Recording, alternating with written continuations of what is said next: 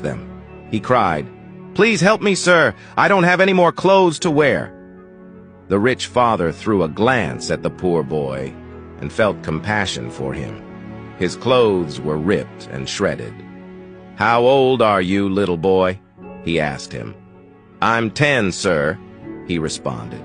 Then the man said, "Well, my son is 10 too, and I presume that his new clothes would fit you." The father turned to his post-looking son. "Jeff, don't you think it would be generous of you to spare some of your new clothes we have bought? We could still come shopping tomorrow," the boy whispered. "It's fine, Dad." The father then opened their shopping bag and took out few clothes which he handed to the poor boy. His face lit up in excitement.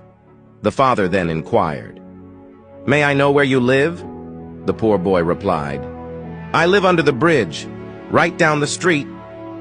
He expressed deep gratitude and watched the father and his son as they walked into their car and drove away. 3 months later, the rich man drove down the street looking for the poor boy under the bridge. When he found him, he took him to the car and brought out boxes of clothes, shoes, bags, and toys. He said, "They're my son's belongings, but I'm giving them all to you now." The poor boy was surprised and couldn't stop crying. He said, "But how about your son? Wouldn't he need these any longer?" The man uttered, "No, because he is in heaven now. My sweet little boy died some weeks ago of cancer.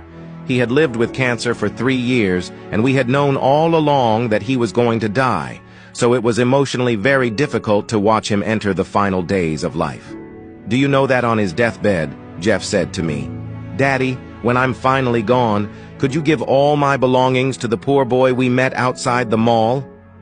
The father paused for a moment. With tears in his eyes, he concluded, "You may be poor, but you have no idea how blessed you are to have life, something that money can't buy.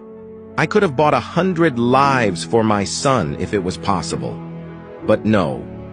You may have envied my son's expensive lifestyle, but I'm sure you didn't know about all his struggles and health challenges. That's how life is. We often compare our lives to others, forgetting that life doesn't come with perfection, reason why everyone goes through difficult times. So, instead of envying others, we should focus on watering our own grass and building our own paths. For as long as there is life, hope follows." If you find value in this story, please like, share, and comment below. Stay blessed.